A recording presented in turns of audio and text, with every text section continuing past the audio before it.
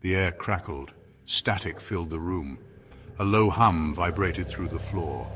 Three friends huddled around an old radio. They dared each other to speak to the other side. "Is anyone there?" Emily whispered, her voice trembling. Silence. Then, a faint whisper, barely audible. They leaned closer, hearts pounding. The voice crackled again, distant and distorted. It seemed to emanate from the radio, yet felt like it was inside their minds. Fear tightened its grip, but curiosity held them captive. They had stumbled upon something dark, something ancient, and it was calling to them. The old Victorian house stood on a hill overlooking the town, its once grand facade now a shadow of its former glory. The structure, though dilapidated, held an air of mystery and intrigue that was impossible to ignore. Its windows, dark eyes in the fading light, seemed to watch their every move. The glass panes, cracked and dusty, reflected the last rays of the setting sun, giving the house an almost sentient presence. This was the source of the whispers. They felt it. The air around the house was thick with an eerie silence, broken only by the occasional rustle of leaves or distant hoot of an owl. Emily, Jake, and Max approached cautiously, drawn by an unseen force. Their hearts pounded in unison, each step forward a battle against the instinct to turn and run. The allure of the unknown was too strong to resist. The house creaked and groaned, a living thing resisting their presence. Every sound seemed amplified in the stillness, the groans of the old wood echoing like a warning. The front door creaked open as if inviting them in. It swung slowly, revealing a dark interior that seemed to swallow the light from their flashlights. Inside, shadows danced in the flickering light of their flashlights. The beams cut through the darkness, revealing glimpses of old furniture covered in dust and cobwebs. Dust motes swirled, catching the faint moonlight filtering through grimy windows. The air was thick with the scent of decay and neglect, each breath a reminder of the house's long abandonment. Each step echoed through the silent house, amplifying their fear. The sound of their footsteps seemed to reverberate off the walls, creating an eerie symphony of creaks and whispers. They were trespassers in a place where secrets whispered from the walls. The house seemed alive, its very essence filled with stories of the past, waiting to be uncovered by those brave enough to listen. They found a dusty old book in the attic. It spoke of a séance, of contacting spirits. Emily, drawn to the supernatural, insisted they try. Jake and Max, their apprehension growing, reluctantly agreed. They sat in a circle on the dusty floor, holding hands. Emily, her voice a nervous tremor, began the incantation. The air grew heavy, the room colder. Suddenly, a cold wind swept through the attic, extinguishing their candles. Panic seized them. Then the whispers returned, louder now, surrounding them. The book had warned of this, of opening a door they couldn't close. They were in too deep.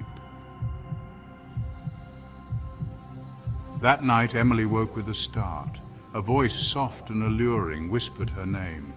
It seemed to come from the shadows in the corner of her room. Terror froze her. She wanted to scream, to run, but her body wouldn't respond. The voice continued, whispering secrets, weaving a tapestry of darkness and despair. It spoke of a tragedy, a soul trapped within the house. It needed their help, it claimed, to find peace, but at what cost? Emily's mind raced, fear battling with a growing sense of pity for the voice. She had to help it, but how?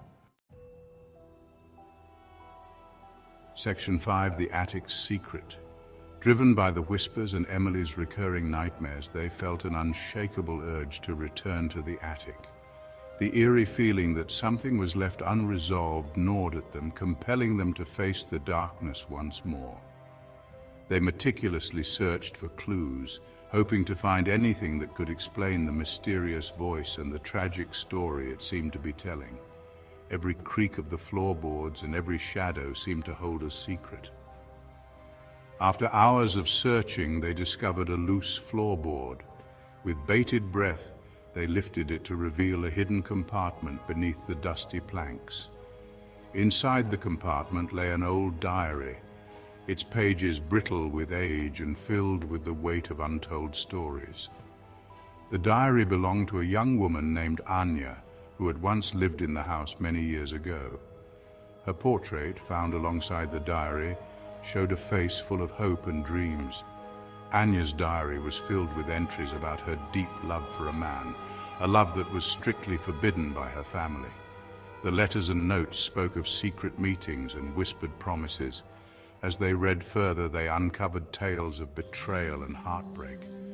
Anya's words were filled with sorrow, detailing how her love was torn apart by deceit and lies. The diary's final entries revealed a tragic turn of events. Overwhelmed by despair, Anya had taken her own life within the very walls of the house, her spirit forever bound by her sorrow. The voice they had been hearing was Anya's, a restless spirit trapped in her eternal despair, seeking solace and understanding from those who now inhabited her home. Section 6. The voices grow stronger. The whispers intensified, echoing through their waking hours, invading their dreams. They were relentless, demanding attention, pleading for release. Jake, increasingly agitated, wanted to leave, to forget the house and its secrets. Max, though terrified, felt a growing sense of responsibility towards Anya. Emily, consumed by the mystery, was determined to help the lost soul find peace. Their friendship strained under the weight of the haunting. The house was dividing them, turning their fear against each other. They had to act, and soon. The voices were growing stronger, their intentions less clear. They returned to the attic, the diary clutched in Emily's hand. They tried to recreate the conditions of Anya's death, hoping to make contact, to offer her peace. But something was wrong. The air grew heavy, the room plunged into an unnatural darkness. The whispers became screams, echoing their fear back at them. The house was alive, angry. They were trapped. The attic door slamming shut with an ominous thud. Panic surged, threatening to consume them. They were not alone. Anya's despair had mutated, twisting into something vengeful. They had become her prisoners. Emily, remembering a passage from the diary, realized the terrible truth. Anya hadn't acted alone. She had been driven to her death by her own brother, jealous of her love. He had manipulated her, betrayed her trust, and ultimately taken her life. Anya's anger wasn't directed at them, but at her brother, his spirit now trapped with hers. They had to find the brother's spirit, help him find peace so Anya could finally rest. It was their only hope for escape. Time was running out. The house was closing in, the air thick with despair and rage. Following the whispers, they navigated the darkened house, their footsteps echoing through the empty halls. Each room they entered seemed colder than the last, each shadow more menacing, as if the house itself was alive and watching them. They were guided to a hidden room, a place concealed from the world, shrouded in mystery and darkness. This was a room Anya had never mentioned in her diary, a secret she had taken to her grave. The walls were adorned with strange symbols, ancient markings that seemed to pulse with a life of their own. The air was thick with a palpable sense of evil, a heavy mist that clung to their skin and made it hard to breathe. In the center of the room, a name was etched into the floor: William, Anya's brother. Suddenly, William's spirit appeared, his form twisted and consumed by guilt and fear. His eyes were hollow, his face a mask of torment. He had been trapped in this room for so long, his soul bound by the chains of his own remorse. He had been forced to relive his betrayal for eternity, each moment a fresh wound on his tormented soul. He begged for forgiveness, his voice a desperate plea for release from his eternal suffering. Emily, her heart filled with pity and compassion, stepped forward. She spoke to William, her voice gentle and soothing, assuring him that Anya understood his pain, that she forgave him for his past mistakes. She urged him to let go of his guilt, to find peace and move on.